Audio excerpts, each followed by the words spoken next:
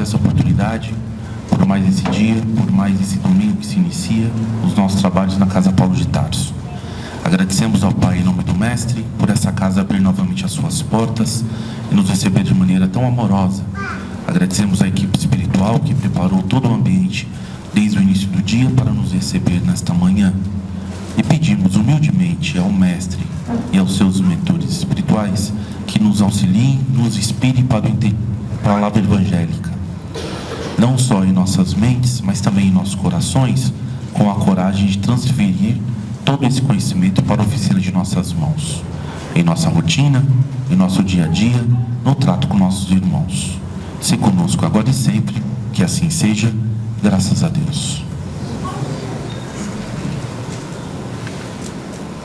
Então, como foi dito, capítulo 17 do Evangelho segundo o Espiritismo, e a parábola do semeador, que diz assim: naquele dia, saindo Jesus da casa, assentou-se à borda do mar, e vieram para ele muita gente, de tal sorte que, entrando em uma barca, se assentou, e toda a gente estava em pé na ribeira. Ele falou muitas coisas por parábola, dizendo: eis aí que saiu o que semeia semear. E quando semeava, uma parte das sementes caiu junto à estrada, e vieram as aves do céu e comeram-na. Outra, porém, caiu em um pedregulho, onde não tinha muita terra, e logo nasceu, porque não tinha altura de terra. Mas saindo o sol, a queimou, e porque não tinha raiz, se secou. Outra, igualmente, caiu sobre os espinhos, e cresceram os espinhos, e estes a afogaram. Outra, enfim, caiu em boa terra, e dava fruto, havendo grãos que rendiam a 100 por um, outros a 70, outros a 30. O que tem ouvidos de ouvir, que ouça. Mateus, capítulo 13, versículo de 1 a 9. Essa parábola é uma... Nós sabemos que Jesus tinha a preferência de falar por parábolas, né? Por uma razão muito simples. O povo antigamente tinha uma simplicidade muito grande, e era uma forma de Jesus poder passar todo o seu conhecimento de uma forma que não fosse corrompido, e de um formato também que as pessoas naquela época, e nós ainda hoje, tivéssemos condições de entender a essência da palavra do Cristo, né? Porque nós sabemos que nós temos uma tendência a dogmatizar tudo aquilo que nós ouvimos de alguma forma. Então, a essência da palavra do Cristo, como é muito importante, ele passava como se fosse a crianças, de maneira bem sintética, de maneira bem simplista, digamos assim, simples, não simplista, desculpa, né, para que pudessem, de fato, compreender a palavra de Jesus. Karl Barth-Schutel, que é uma grande figura do Espiritismo, ele dizia que a palavra do semeador, que a parábola do semeador, ele chamava de a parábola das parábolas, que os ensinamentos de Jesus nem sempre eram compreendidos mesmo pelos apóstolos. Eles tinham uma certa dificuldade de compreender a palavra do Cristo a fundo. Vamos lembrar que todos os apóstolos tinham o seu princípio, eles vinham da raça judaica. Então, eles estavam, assim como o povo judaico, inundado de certos ensinamentos judaicos. E Jesus veio com um pensamento, ele veio com uma questão filosófica mais esclarecedora nesse sentido, né? E aí havia, no princípio, um certo conflito com o entendimento judaico, com aquilo que Jesus estava trazendo de novo, né, no campo, no caso, nós sabemos, do Evangelho. Então, nem sempre eles compreendiam. Então, essa parábola, eles tiveram muita dificuldade de entender os simbolismos, e pedindo para Jesus, de fato, explicar. Por isso que aqui na segunda parte, Jesus explica aos seus discípulos, né, parte da parábola. Mas, pelo ponto de vista espírita, nesse momento aqui, quando ele disse que o semeador lançou as sementes e ela caiu junto da estrada e os pássaros vieram e comeram, é um simbolismo claro para aqueles que têm o contato com o Evangelho, mas não o compreendem de princípio, ou dependendo do ponto onde você está, né? Porque nós sabemos que o Evangelho ele deve ser estudado e compreendido repetidas vezes. E aí às vezes nós pensamos assim, mas o evangelho é o mesmo, eu já estudei, essa parte eu já vi. Mas dependendo do ponto onde você está, vai mudar também a interpretação. O homem às vezes vai ter um entendimento um pouco diferente da mulher, assim como as crianças vão ter um entendimento diferente, mas também a idade. Quando nós lemos o evangelho às vezes em nossa juventude, nós encaramos de uma forma. Conforme nós vamos envelhecendo, que vem as provas, que vem as dificuldades e os ensinamentos, nós passamos a compreender a mesma palavra de forma diferente. E às vezes nós estamos inundados na questão carnal, dentro de uma visão muito materialista, principalmente quando nós somos mais jovens. E aí a palavra não se fixa, porque são muitas as distrações, digamos assim. Então o jovem, às vezes ele está ali, ele age de uma forma ou de outra, que é sempre uma questão que eu sempre bato em cima, que não só a casa espírita, mas como outras religiões, deve ter uma atenção especial aos jovens, porque é a renovação, é o ponto de continuidade. Então a gente tem sempre que tomar bastante cuidado, inovar a nosso linguajar, o nosso pensamento, para que eles também possam ser atraídos.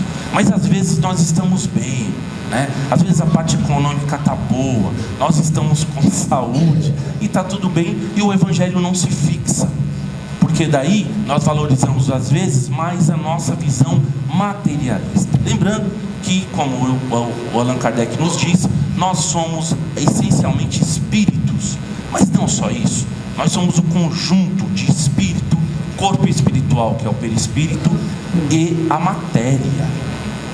E Kardec nos diz: fomos feitos simples e ignorantes para aprender através de nossas experiências, que são as reencarnações. Dependemos da matéria, das limitações que a matéria traz ao espírito, para que nós possamos aprender, nos desenvolver e, como diz o Espiritismo, evoluir. E o que é isso? Ninguém evolui sem relacionar-se. Precisamos nos relacionar. E nas relações, o primeiro ponto, a primeira célula é a nossa família. É dentro de casa, entre as nossas relações, com as nossas dificuldades, limitações, qualidades, etc. É ali que vem os embates, que vem as concordâncias, que vem os desacertos, mas também vem os acertos e o amor. É a primeira casa. Depois nós temos a casa que é o mundo, o nosso trabalho, o centro, dentro e fora do centro espírita e assim por diante. Mas quando nossa visão é exageradamente materialista, o evangelho não se fixa, ele fica na superfície. Aí ele diz: aí vêm as aves do céu e levam. Mas há aqueles que já passaram por certas provações, têm certa necessidade do Cristo, e eles procuram aprofundar mais. Aí então ele diz assim: outra porém caiu em pedregulho, onde não tinha muita terra, e logo nasceu, porque não tinha altura de terra, mas saindo o sol queimou, e porque não tinha raiz, se secou. Reparem, às vezes, mesmo nós, quando já sentimos uma necessidade, buscamos alguma escola cristã, e no nosso caso estamos falando do Espiritismo, nós entramos, por exemplo, a doutrina, ela nos atrai, ela nos seduz pela sua sabedoria, pela sua caridade, pelo seu amor, pelo sentido de amparo que a doutrina nos traz, não é assim? Acredito que na maioria das vezes, pelo menos comigo foi assim, eu não compreendia, e com todo respeito aos irmãos de outras denominações, eu não compreendia o amor de Deus, sendo que nós viveríamos apenas uma vez. Ele poderia ser bom e nos condenar, por exemplo, ao inferno eterno. Certas coisas não batiam dentro do meu raciocínio. Quando eu encontrei o Espiritismo, que ele nos falou sobre as reencarnações, cada um será dado conforme aquilo que nós buscamos, as consequências naturais, a misericórdia de Deus sempre renovada através das reencarnações, mas com o intuito não de castigar, mas com o intuito de aprendizado e educação, para mim foi uma luz. Eu falei: agora sim, agora faz sentido amoroso, agora eu compreendo certas dificuldades, porque não partimos muitas vezes do mesmo início, temos histórias diferentes, temos singularidades diferentes, e o Espiritismo vem como uma luz. Mas quando nós ainda estamos dentro de muito ego, e aí ele fala que caiu entre os pedregulhos, caiu entre o pedregulho do coração, porque é necessário educar o nosso coração. Veja, eu acabei de dizer que o Espiritismo nos incentiva ao aprendizado, ao desenvolvimento e evolução. E o que é isso? Afinal de contas, o que é evoluir? Irmão, meu nome é José Irmão, como vocês sabem, né? E tem irmão no nome mesmo, tá certo? Não é questão da casa espírita. Aí vocês vão falar assim: irmão, o aprendizado é conhecer, é aprender. Conhecer o quê? Em que sentido? É no sentido do sentimento, da emoção. Atenção, meus amigos, evangelizar-se, espiritualizar-se, nada mais é do que humanizar-se. Essa é a grande questão que Jesus nos traz na sua palavra evangélica, porque nós temos o costume de ficar só na superfície ou nos apegarmos ao dogma, que é muito mais simples. Vejam os antigos judeus, eles pegavam a palavra e se pegavam à superfície da palavra. Não sei se os irmãos aqui, ou alguns aqui, estão assistindo uma série bastante interessante que está passando na Netflix, chamada The Chosen, né? Eu adorei a série, sei que lá tem certas licenças poéticas, eles inventaram algumas cenas e tudo para facilitar a história, mas eu achei interessante porque eles humanizaram a questão Cristo e os apóstolos. Eles discutem entre si, eles têm seus problemas, porque às vezes nós queremos santificar e não é bem assim. Eles tinham as suas dificuldades, então a série ela humaniza. Mas lá pela terceira temporada, eu estava assistindo junto com minha esposa, porque eu não estava assistindo, ela que estava assistindo, e a gente senta no sofá e assiste junto, né?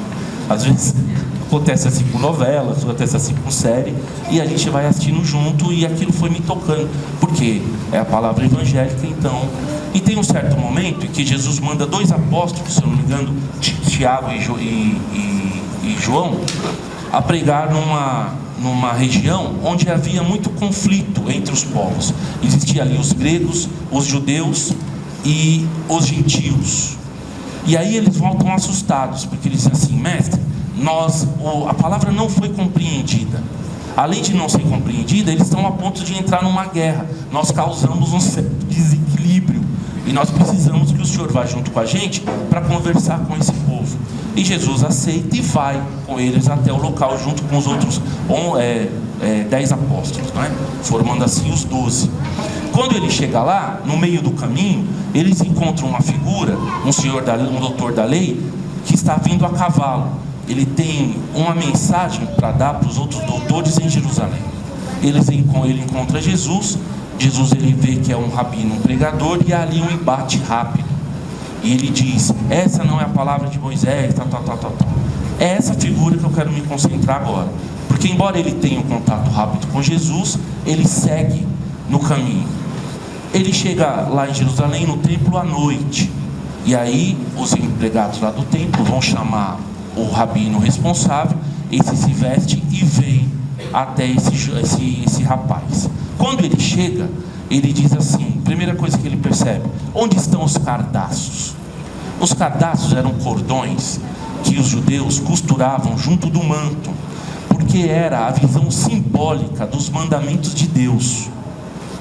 E ele falou assim: nós não usamos mais lá da onde eu venho. E ele diz: por que não? Porque está na palavra. Aí ele diz para o empregado dele: vá buscar cardaços para ele. E ele sai. Ele diz: sim, mas eu tenho aqui uma notícia importante para dar. E ele diz assim: tira o casaco. E ele olha e fala: por quê? Porque está na palavra que nós não podemos misturar 2 panos, 2 tecidos de natureza diferente. E ele vai e tira o casaco também.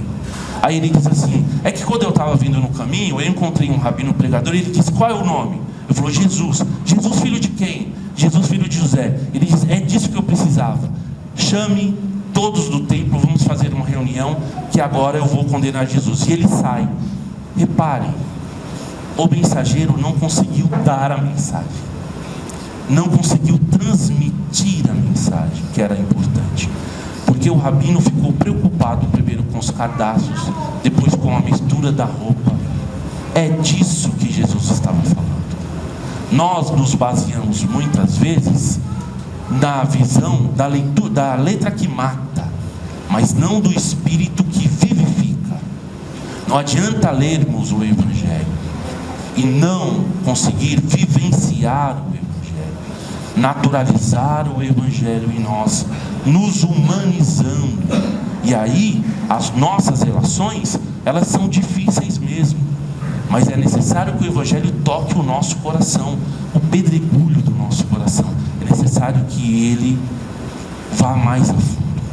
Há alguns irmãos na casa espírita, por exemplo, que chegam, eles trabalham, mas aí depois de um certo tempo desanimam, caem na rotina, não observam mais o trabalho em si, não sabem o porquê do passe, aí reclamam do médium, reclamam da direção, dizem que há uma certa desorganização e se afastam. Há outros, no entanto, que chegam com boa vontade, regaçam as suas mangas, trabalham em silêncio, com dedicação e evoluem. Percebe a diferença? Eu estou usando o nosso quintal, né? Sempre a casa espírita. Depois ele diz assim: houve, pois, outra, que ele, lançando as sementes, caiu entre os espinheiros. Aí é quando nós trazemos, meus queridos, a angústia, a mágoa. Mesmo em contato com a palavra evangélica, nos mantemos implacáveis com os nossos sentimentos. Veja, há dificuldade sim na forma de nos relacionarmos, porque o Espiritismo explica assim: há aquilo que nós queremos e aquilo que nós desejamos. Todo homem, e aí eu digo entre homens e mulheres, é sempre um universo em crise, porque nós estamos sempre em crise, daquilo que nós queremos, daquilo que nós desejamos e é daquilo que nós devemos. Nós temos sim as nossas preferências, nós temos sim os nossos instintos, e quando nós entramos em contato com o outro, na relação com o outro, muitas vezes entra em conflito, seja no casamento, relação entre pai e filho, seja no trabalho, entre patrão e funcionário, entre próprios funcionários, ou seja, dentro e fora da casa espírita. O espinheiro do coração muitas vezes toma. Veja, lá na obra Reforma Íntima Sem Martírio, pelo Espírito Hermance Dufour e pela psicografia de Vanderlei de Oliveira, ele nos fala sobre o Hospital Esperança, que fica lá na Cidade e que recebe, muitas vezes, na sua grande maioria, espíritas em desequilíbrio. E reparem, espíritas com a lista longa de trabalhos, médiuns, doutrinadores, preleitores, aqueles que se dedicaram à casa espírita e chegam do outro lado com situações às vezes de angústia, de desequilíbrio mental, porque muitas vezes não conseguiram transformar a palavra e o trabalho em benefício próprio. Emmanuel nos diz, Hermance Dufour, no próprio diz assim: o trabalho é sempre uma luz no nosso caminho. Basta saber se a luz do trabalho está iluminando igualmente o trabalhador. Porque às vezes nós podemos fazer de maneira quase que impessoal. É a mesma coisa a caridade. Se nós estamos na caridade e nós não observamos, não juntamos e não fazemos empatia com o outro, do que vai adiantar? Se eu estou dizendo aqui, os irmãos estão lendo, e vocês não criam também um senso crítico, que é o Kardec diz, espíritas estudem, porque se eu falar e vocês também entenderem tudo como verdade, aí não é reflexão, é dogma. E Kardec sempre nos diz: é necessário refletir sobre aquilo que nós estamos recebendo, sobre aquilo que nós estamos lendo. É necessário saber que o Evangelho está falando a verdade pela nossa própria reflexão. Lá no Hospital Esperança, por exemplo, tem um caso do Everaldo, que o Dr. Inácio vai tratando, e ele diz assim: doutor, eu não cometi suicídio porque eu sabia das consequências, mas eu trago comigo uma dor muito profunda, faça parar. Ele dizia assim, e aí Irmã se diz assim: é o trabalhador que não conseguiu fazer do trabalho uma luz. É necessário compreender a palavra do Cristo com mais profundidade. Aí vocês falam assim: mas como isso é possível? E Emmanuel nos diz: com consciência. Porque na hora das dificuldades, nós não queremos, espíritos ainda ignorantes, ele tem características importantes. Nós queremos quase sempre estacionar ou nos afastar da dificuldade. É natural. Aqueles que se afastam da dor e buscam o prazer. Emmanuel, no entanto, nos dizem: vamos nos lembrar que toda problemática, toda dificuldade é antes uma oportunidade sublime de elevação, aprendizado. O que eu posso aprender com isso? Como eu posso me humanizar mais? Como que eu posso desenvolver minha tolerância, minha paciência e meu amor? E aí, ele chega aqui no último ponto, onde ele diz assim, que o semeador lançou as sementes, e aí as sementes caíram em terra boa, e aí deu frutos diferentes, como nós sabemos, porque aqueles que trabalham têm características diferentes. E aí é o entendimento, e aí o Espiritismo nos diz sobre essa nova fase de consciência, porque precisamos aprender, meus queridos, e nos afastar da visão infantilizada de mundo espiritual, de céu e inferno, porque nós ainda temos. Reparem, muitos entendem assim: bom, está aqui na palavra, está escrito, então eu preciso fazer o bem para ir para o céu. No caso dos espíritas, para ir para o nosso lar. E olha que nosso lar não é nem não é tão desenvolvido assim como nós sabemos, né? Esqueci o nome agora. É uma colônia de média posição, mas nós trazemos dentro de nós, da mesma forma, Deus me livre para os umbrais e tal, mas não quero fazer mal. Tudo isso é visão ainda infantilizada. Precisamos de fato aprender que o bem faz bem, e o bem vale pelo próprio bem. Quando nós estamos no exercício de nosso ego, nós queremos nos sentir valorizados pela visão do outro. É o outro, a visão do outro, é a validação do outro. Então, às vezes, nós fazemos para receber aquele agrado, não é? E quando você faz a caridade, por exemplo, o outro também estando em desequilíbrio, não agradece. E aí nós entramos em orgulho ferido, e aí nós vamos falar o quê? Olha, tá vendo? Aquilo que eu aprendi lá na casa espírita não vale a pena. Tanto ajudei tal pessoa, e ela foi ingrata para comigo, porque ainda não conseguimos observar o bem que o bem pode nos fazer. Observem o mundo. O mundo hoje está em conflitos universais. Palestina contra Israel, a Síria dentro de uma guerra civil.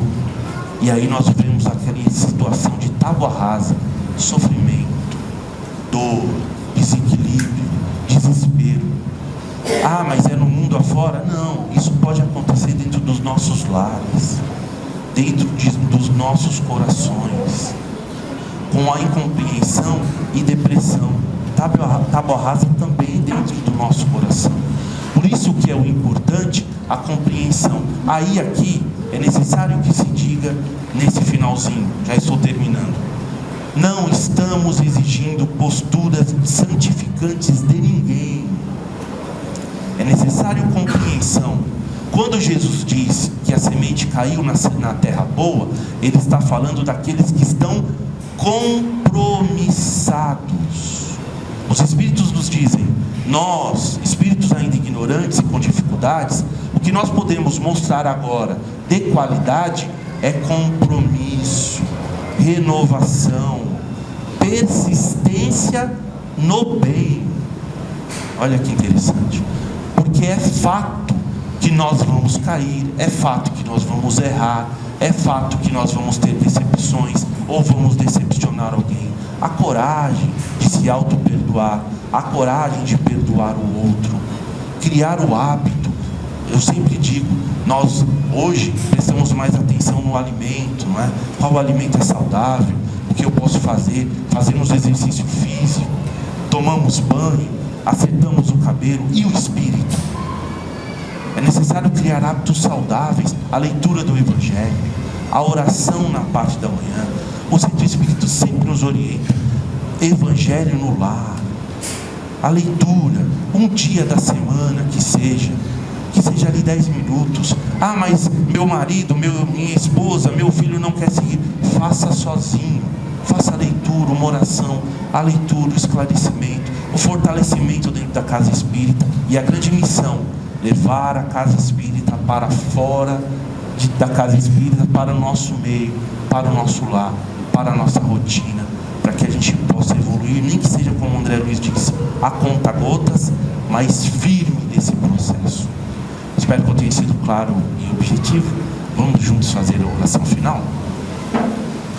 Então vamos elevar o pensamento ao Mestre Jesus, agradecendo ao Pai por mais essa oportunidade. Obrigado, Senhor, por essa casa espírita que abre novamente as suas portas, o Paulo de Tarso, que nos recebe nessa manhã de maneira tão agradável.